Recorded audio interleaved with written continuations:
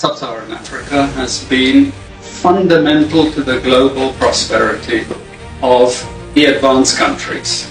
And Africa had a role to play. It has a role as a raw material producer.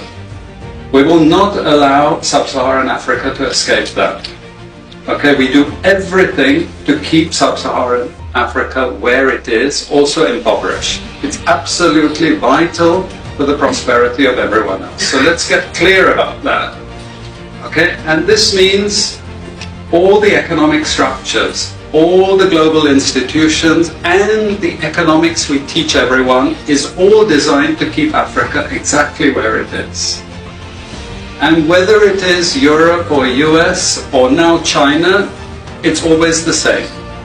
We need Africa to be impoverished because we need those raw materials and we need them dirt cheap.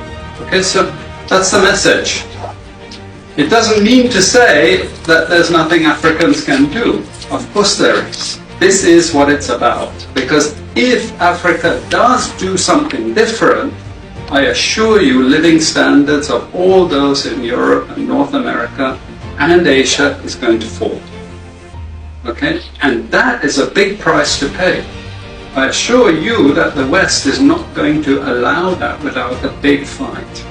Okay, so the job of many Western academics is to convince Africans they have to keep doing what they're doing. Okay? And to show them it's your fault that you're poor. It's not our fault.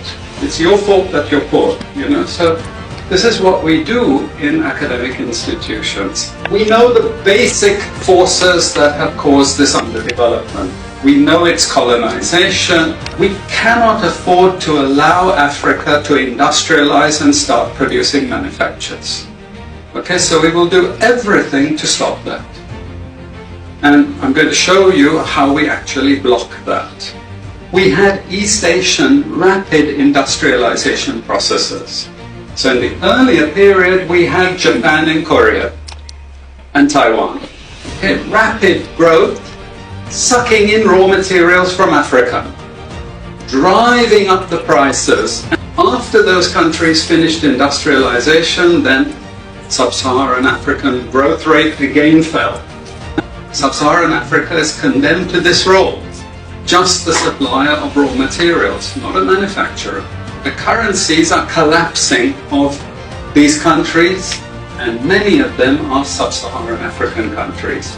After colonization ended, we needed new structures to keep these countries where they were. Okay? And the first of those is aid. Okay? We give them aid. Aid for what? Actually, we give them aid to keep repressive regimes in power. That's all.